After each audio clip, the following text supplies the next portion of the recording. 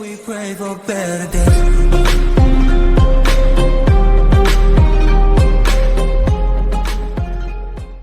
Pagi, Assalamualaikum warahmatullahi wabarakatuh. Untuk hari ini kita akan membahas tentang identitas perkalian sinus dan kosinus. Ada dua bagian di sini yang saya buat, mudah-mudahan bisa menjadi pengingat kalian. Yang kiri adalah materi yang telah kita pelajari beberapa pekan lalu, yaitu tentang rumus selisih dan juga penjumlahan dua sudut. Ya, A dan B ini adalah dua sudut ya. Kalau sin dalam kurung A plus B, A dan B adalah sudut ya, maka penjabarannya adalah sin A cos B cos A sin B ya. Dulu saya pernah bilang ke kalian di video beberapa waktu yang lalu kalau sin dia beda ya, sin itu beda kalau cos itu sama ya. Kalau sin dia sin A cos B cos A sin B ya, nggak sama ya, satunya sin satunya cos. Nah kalau cos dia sama, cos cos atau sin sin ya. Tan juga begitu. Mudah-mudahan ini masih ingat. Nah, sekarang kita akan belajar tentang ini, perkalian sinus dan kosinus. Perhatikan di sini ada 4 yang akan saya sampaikan. 1, 2, 3, dan 4. Ini rumus ini ya. Untuk mencari perkalian sinus dan kosinus ini bisa kita peroleh dari penjabaran rumus penjumlahan dan selisih dua sudut. Jadi gitu. Jadi rumus ini yang 4 ini itu diperoleh dari identitas penjumlahan dan selisih dua sudut ya. Jadi ini saling berkaitan gitu. Untuk mendapatkan ini ya, bentuk yang lebih simpel seperti ini, bentuk perkaliannya itu merupakan penjabaran dari ini ya. Jadi di materi trigonometri ini saling berkaitan. Jadi jangan sampai kalian gagal paham di materi yang ini. Nanti kesusahan yang di materi selanjutnya ya. Kita akan buktikan setelah ini apakah benar kalau kita menjumlahkan sin dalam kurung A plus B ditambah sin dalam kurung A dikurang B itu bisa menghasilkan 2 sin A dikali cos B ya. Kalau ini kan bentuknya kalau dijabarkan lumayan panjang ya. Sin dalam kurung A plus B itu apa rumusnya? Ini kan? Nah, kemudian kalau kita gabung dengan sin dalam kurung A dikurang B, maka dia yang ini. Nah, kalau ini kita tambah, apakah benar hasilnya 2 sin A cos B? Nah, perhatikan ya. Baik, kita akan coba di sini membuktikan apakah benar rumus yang pertama tadi. Di sini ada sin dalam kurung A plus B, penjabarannya seperti ini. Sin A dikurang B, kita penjabarannya seperti ini. Coba kita melakukan operasi penjumlahan. Kita akan melakukan percobaannya pertama. Ini kalau kita tambah rumus ini, sin A plus B dengan sin A kurang B, itu hasilnya apa? Benar nggak yang tadi hasilnya? Yang pertama ya. Oke, kalau ini kita tambah sin A cos B dengan sin A cos B, karena ini sama, satu suku, sama jenisnya ya. Sinnya di depan, cosnya di belakang, A dan B posisinya sama, maka ini boleh dilakukan penjumlahan ya, bisa digabung. Jadi hasilnya adalah 2 sin A cos B. Ya kan? Cos A sin B ditambah negatif cos A sin B. Ini sama, yang ini sama. Ini sama-sama posisinya juga sama, tapi tandanya ini kurang ya, karena plus dikali min berarti min, berarti ini habis, berarti 0 ya. Maka tersisalah 2 sin A cos B. Apakah benar yang tadi? Kita lihat dulu ke atas. Ya, 2 sin A cos B. Benar ya? Nah, yang pertama terbukti. Jadi kalau misalkan kalian mendapatkan soal tentang perkalian sinus dan kosinus, tidak perlu lagi menjabarkan satu-satu menjabarkan seperti ini. Ini kan lumayan panjang. Maka bisa saja langsung mengingat 2 sin A cos B. Ya. Ingat kalau penjumlahan di sini dia yang ditulis adalah sin dulu, sin baru cos. Nah, tapi kalau misalkan dia cos dulu, kamu diminta menghitung 2 cos sekian dengan sin sekian, karena ini cos duluan maka dia tandanya kurang gitu. Tapi posisinya sama-sama, sin A plus B duluan, baru yang belakang sin A dikurang B dalam kurung ya. Nah, untuk sin, ingat sin identik dengan beda ya. Kalau sin itu beda, ini kan beda, 1 sin 1 cos, 1 cos 1 sin. Ingat kalau dapat soal Satunya sin, satunya cos. Oh, berarti dia pakai sin. Ya. Jadi lebih gampang mengingatnya. Coba kalau lihat kalau yang cos ya. Kalau yang cos dia sama. Kalau cos itu sama. Ya, perhatikan di sini. Kita akan coba yuk yang berikutnya, yang ini ya. Yang ini saya minta kalian coba buktikan yang saya beri panah ya. Buat di catatannya dengan rapi, nanti akan saya periksa apakah benar-benar kalian buktikan atau tidak ya. Nah, yang berikut ini kita akan coba yang cos. Perhatikan. Yuk, sekarang kita akan buktikan untuk yang cos. Kalau kita tambah, kita coba yang ketiga ya. Kalau cosnya kita gabung atau kita tambah ya, maka benar nggak hasilnya 2 cos A dikali cos B? Yuk, kita akan lakukan penjumlahan di sini ya. Di sini ada cos A, cos B ditambah cos A, cos B. Karena ini sama, berarti dia sejenis, maka dia bisa dioperasikan, berarti hasilnya adalah 2 cos A, cos B. Ya, ini maksudnya adalah 2 dikali cos A dikali cos B. Nah, kemudian yang belakang ini negatif sin A dikali sin B ditambah sin A sin B. Min ini sesuatu yang sama ya, salah satunya plus, salah satunya min. Berarti ini habis, maka tersisalah 2 cos A cos B. Berarti ini benar. Ya, begitu cara membuktikannya. Oh, ternyata rumus-rumus di trigonometri ini saling berkaitan. Makanya saya bilang kalian setidaknya harus mengingat latihan biar ingat sendiri gitu. Silahkan kalau mau dihafal. Yang penting kalian tahu kapan menggunakan rumus ini, kapan menggunakan rumus yang itu gitu. Yang ini kalau cos, ingat kalau cos itu sama, identik dengan sama. Cos ya. Kalau penjumlahan ini kalau tandanya tambah, berarti ini yang sama-sama cos. Tapi kalau pengurangan berarti dia sin. Nah, untuk yang sin ini karena dia ada tanda negatif ya. Nanti untuk yang ini kalian coba kalian kurangkan cos A plus B dikurang cos A dikurang B, berapa hasilnya? Pasti nanti hasilnya seperti ini, negatif 2. Tapi kalau kalian menemukan soal tidak ada negatifnya, misalkan seperti ini, 2 sin A dikali sin B. Nah, begini saja. Nah, tidak ada tanda negatif, berarti kamu tinggal balik ya. Yang ini di depan cos A dikurang B, tapi dia tandanya nih, ini kan di depan cos ini ada tanda min ya, berarti dia di sini kalau pindah posisi ke depan dia jadi positif. Nah, ini jadi di belakang. Kalau ini plus berarti jadi min. Jadi min cos. Oh, ini nggak cukup ya. Ke bawah aja. Nah, seperti itu. Ini boleh. Bentuk ini sama dengan yang di atas. Hanya ditukar aja, dikali negatif. Ini kan negatif. Nah, sekarang karena tidak ada negatif, maka kita kalikan yang ini. Ya, tanda negatifnya kita kalikan dengan yang ini. Min kali min kan positif ya. Jadi cos A dikurang B, kemudian dikurang cos A plus B. Ditukar posisinya, kemudian dibalik tandanya. Kurang lebih seperti itu. Kita akan latihan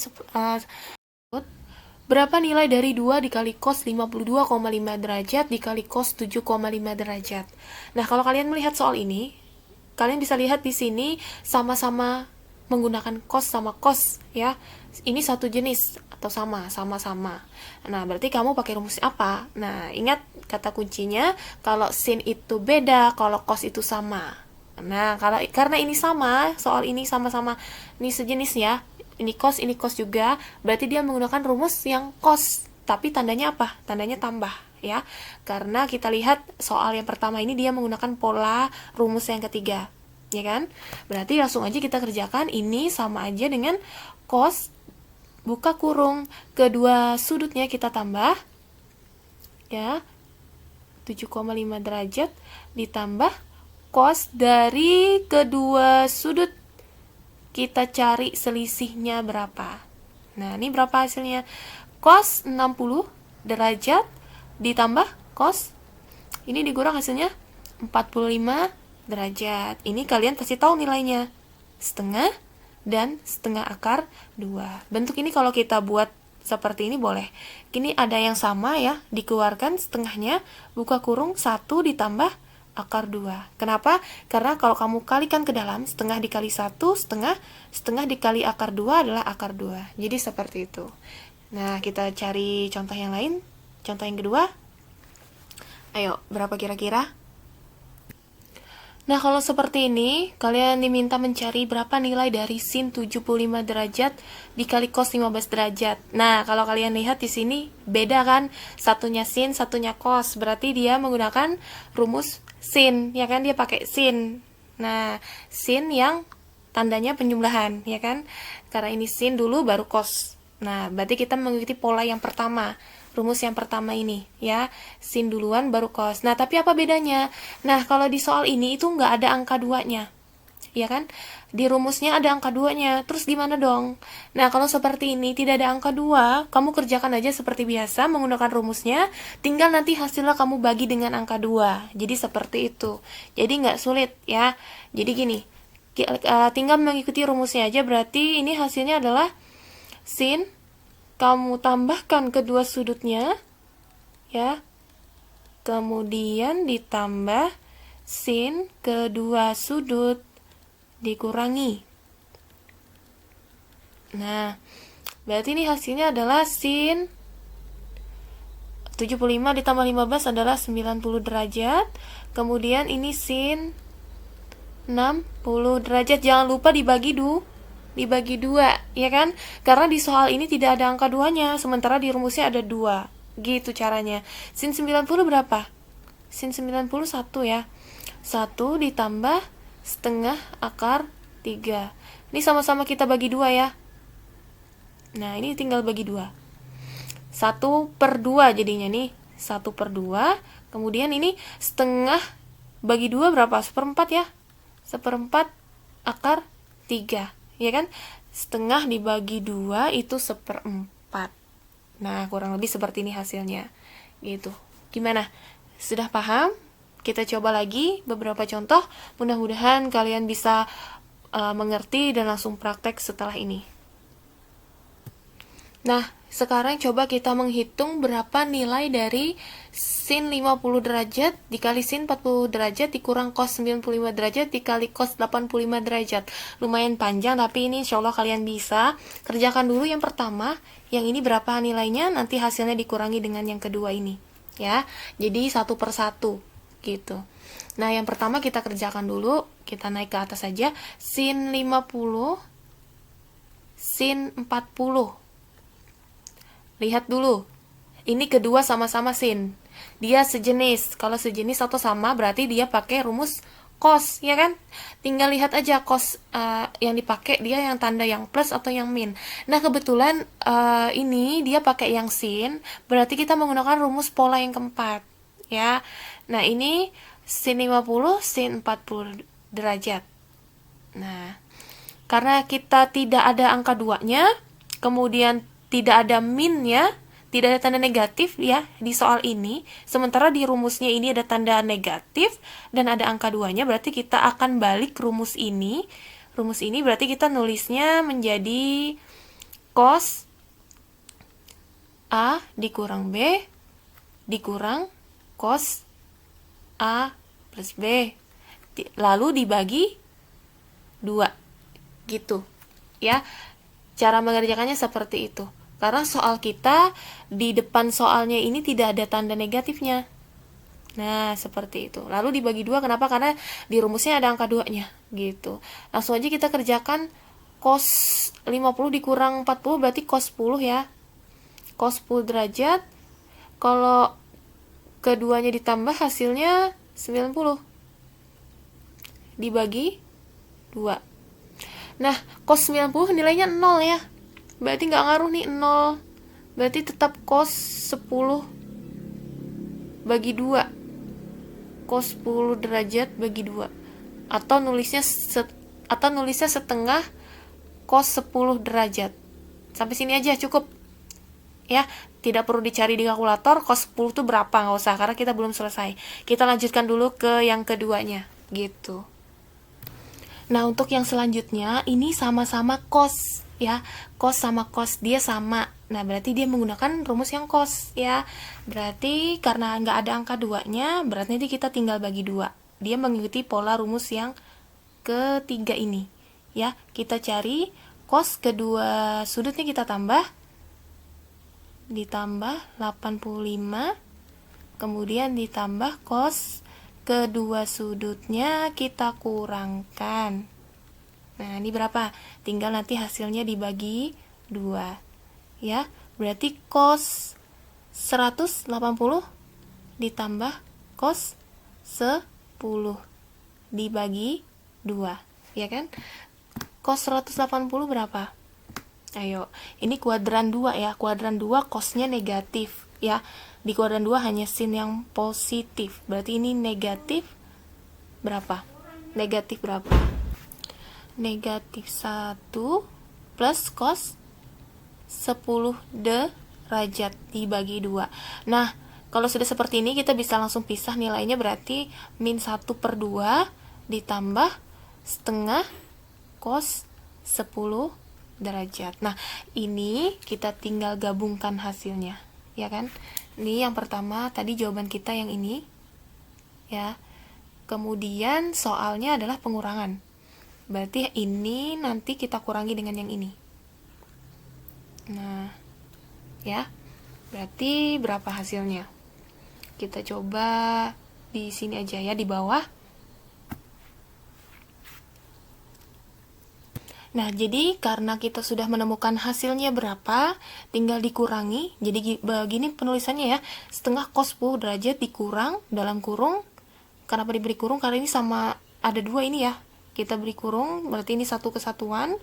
Jadi dikurang dalam kurung min setengah ditambah setengah cos 10 derajat. Ini tinggal kali ke dalam ya. Ini jadi positif. Min dikali min, positif setengah. Min dikali plus, negatif. Nah, ini ada yang sama, kita coret. Nah, ini habis ya. Ya kan? Setengah cos 10 dikurang setengah cos 10 ya habis. Berarti sisanya setengah. Jadi soal ini jawabannya adalah setengah. Ya, kurang lebih seperti itu. Mudah-mudahan bisa dipahami oleh kalian. Kalian berlatih agar semakin paham tentang materi hari ini. Di sini ada instruksi, kalian diminta untuk menghitung nilai dari ketiga soal berikut. Tolong dikerjakan di buku catatannya masing-masing menggunakan cara, dan nanti jawabannya cukup diisikan pada form yang telah disediakan. Tolong teliti dan hati-hati sebelum mengirimkan ya, agar tidak keliru dan nilainya juga bisa baik. Demikian yang bisa saya sampaikan untuk hari ini. Terima kasih atas perhatiannya. Wassalamualaikum warahmatullahi wabarakatuh.